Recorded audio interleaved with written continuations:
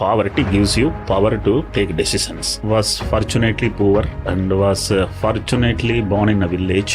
उसके कारण मैं मुंबई आया था. बाबा एटॉमिक रिसर्च सेंटर में 500 रुपया लेके आया था और 5,000 करोड़ का सिंगल चेक मेरा हाथ में मिला. आपने बताया 5,000 करोड़ में एग्जिट किया, क्यों बेच दिया? I lost my wife on the day when I had gone to list my company. When I went to ring the bell in the National Stock Exchange, I did it alone. I lost my wife for pancreatic cancer just 50 days before my IPO, and she was the backbone behind my entire journey. And losing her was like, scaling the Everest with your best companion, and only 50 more meters left out and she left the. I thought I must sell the company and go and relax. अभी किसके लिए बनाना? आज इस episode पे मेरे personal सबसे favourite story teller entrepreneur आए.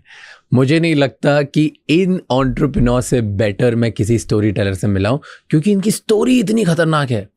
एक गांव में पैदा होके जहां ना उन्हें इंग्लिश आती है, ना उनके पास चप्पल ढंग से पहनने की, ना वो स्कूल गए, वहाँ से हिंदुस्तान की सबसे बड़ी डायग्नोस्टिक कंपनी बनाने की जर्नी है ये. कैसे एक इंसान छोटे से गांव में एक गरीब परिवार में पैदा होके 5,000 करोड़ की कंपनी बना लेता है. ये एपिसोड एक ऐसी पर्सनालिटी के बारे में है जिसने गांव से एक छोटे से गरीब परिवार से स्टार्ट किया.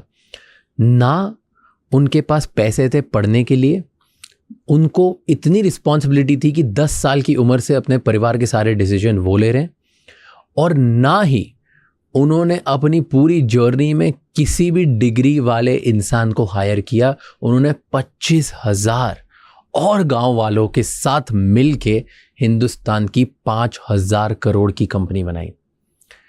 इस एपिसोड में हमने सीखा है कि कैसे कोई भी बिजनेस को देखा जाता है, उसमें बड़ी अपॉर्चुनिटी कैसे ढूंढी जाती है, कौन से ऐसे बिजनेस है जिनको स्केल किया जा सकता है, कौन सी ऐसी कैटेगरीज हैं जहां पे बिजनेस अटेम्प्ट किया जाना चाहिए, कौन से ऐसे लोग हैं जो बिजनेस बना सकते हैं, अगर हम बिजनेस नहीं बना सकते हैं तो हमें क्या करना चाहिए, एंड सबसे मेजर प्रॉब्लम कि लोग 0 से 1 पे कैसे जाएं, 1 से 10 पे कैसे जाएं और 10 से 100 पे कैसे जाएं.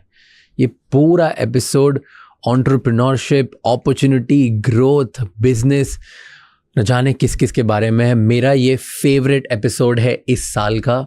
जाके ये एपिसोड पूरा देखो, बिकॉज आई टेल यू, अगर ये एपिसोड तुमने पूरा देख लिया तो तुम्हें इस इंसान से प्यार हो जाएगा, इस इंसान की जर्नी से प्यार हो जाएगा, एंड यू विल नो कि मैं क्यों इतना हाईली उनके बारे में बात कर रहा हूँ. The episode is with doctor Velumani of Thyrocare. Please enjoy the show. Before you do that, Raj Shamani clips और राजशमानी शॉर्ट्स चैनल जाके सब्सक्राइब कर लो, क्योंकि वहां पर हम इस बड़े एपिसोड की छोटी छोटी क्लिप्स काट कर आप लोगों के सामने लाते हैं, ताकि आप एक बेहतर लीडर बन सकें बहुत ही कम समय में. Enjoy the show.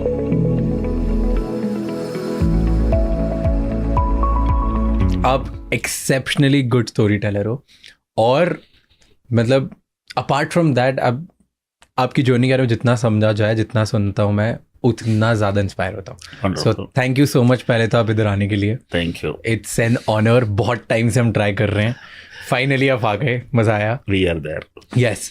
तो फर्स्ट थिंग, फॉर 1% पीपल जो नहीं जानते आपको, उनके लिए आप बताओ कि आप कौन हो, आप क्या करते हो और कहाँ से स्टार्ट करी जर्नी. एकदम 0 से बताओ मुझे, एकदम बिगिनिंग से. Was fortunately poor. Fortunately poor. And was fortunately born in a village. Okay. These two combinations are the Khatarnak cocktail. To give a background, from where I have got my strength. Okay. तो वैसा तो degree ख़त्म हुई तमिलनाडु में, कोयम्बटूर में, नौकरी नहीं मिली. उसके कारण मैं मुंबई आया था. बाबा एटॉमिक रिसर्च सेंटर में एक गेजेटेड ऑफिसर की पोस्ट मिली, जो गवर्नमेंट ऑफ इंडिया की मोस्ट प्रीमियम रिसर्च इंस्टीट्यूट है. तो वहाँ शादी हुई, वहाँ प्रमोशंस हुई. बीएससी के साथ आया था.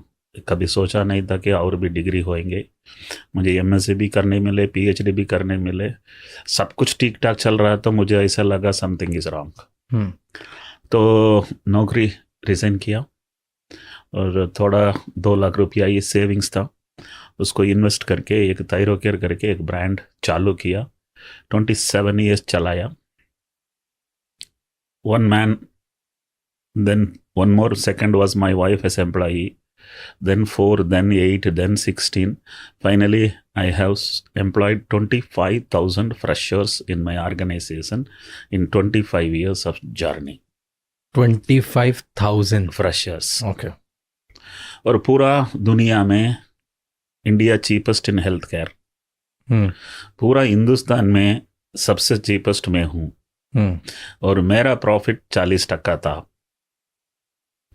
और $1 बिलियन मार्केट कैप में कंपनी पहुंच गई.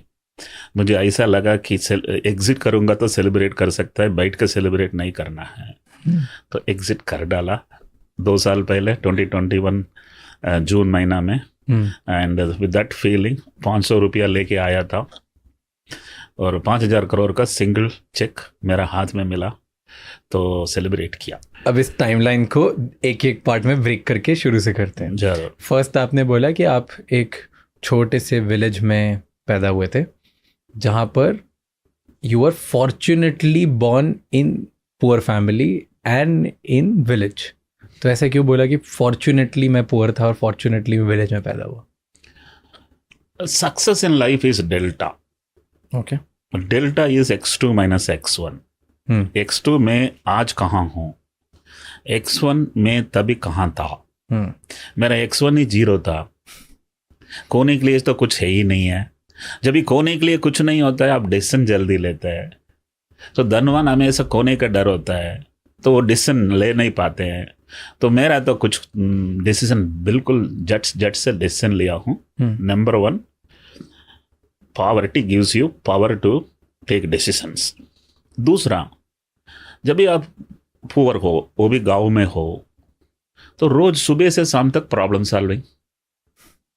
और जब भी 5 उम्र से आप प्रॉब्लम सॉल्व करने लगा, एग्जाम्पल प्रॉब्लम सॉल्विंग का, घर में ये नहीं रहेगा, वो नहीं रहेगा, उसको लेके आना है, कम पड़ेगा, ब्रदर सिस्टर्स को खाना नहीं रहेगा, फीस भरने के लिए पैसा नहीं रहेगा, एक जूता फटा हुआ रहेगा, नट जूता चप्पल, उसमें एक पिन मार के दूसरा वाला को एडजस्ट करके ही जिंदगी चलाना होगा. पंचलाइन बताता हूँ. If you have mastered your life in no resources, living life with low resources is luxury. My father was neither an employee nor an employer. तो फिर क्या करते थे पापा? बस पापा का पैम्पर्ड चाइल्ड था, तो he didn't have capabilities to work. Okay. And he didn't realize that children need to be totally cared for. Let me tell you here, because I was poor, I was not pampered. And a pampered child has no capability. A parented child, lot of capabilities. मैं एक मेरा PhD thesis में last एक acknowledgement किया हूँ, उसके words समझाता हूँ. I thank my parents for giving me nothing except freedom. Is very powerful one. आजकल की parents, they give everything other than freedom. True. So I was again, though illiterate parents, they trusted me. I became a head of the family at an age of 10. Because I'm the eldest. I have to take care of family. My father wasn't truly understanding what are all the responsibilities. Okay, question.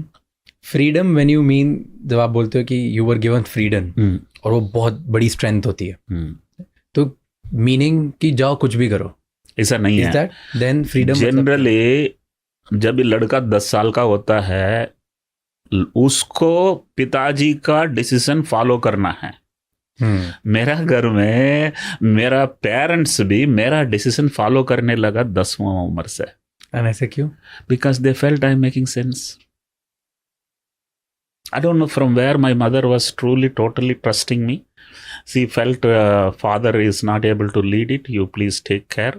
And I think that's the single largest strength today. If I have to took all decisions for last 50 years, I'm 65. तो did you start making money? मतलब आप पैसे कमाते थे 10 साल की उम्र में? इज दिस द रीजन, और कि नहीं इज दिस कि आप ज़्यादा सेंस करते हो? नहीं, I think I still remember 25 पैसा 4 घंटा काम करेगा तो 25 पैसा मिलता था. That was my first time I have worked for Money. Making money. At what age? It was at an age of 11. At an age of 13, 1 rupee per day, cotton plucking in the hot sun.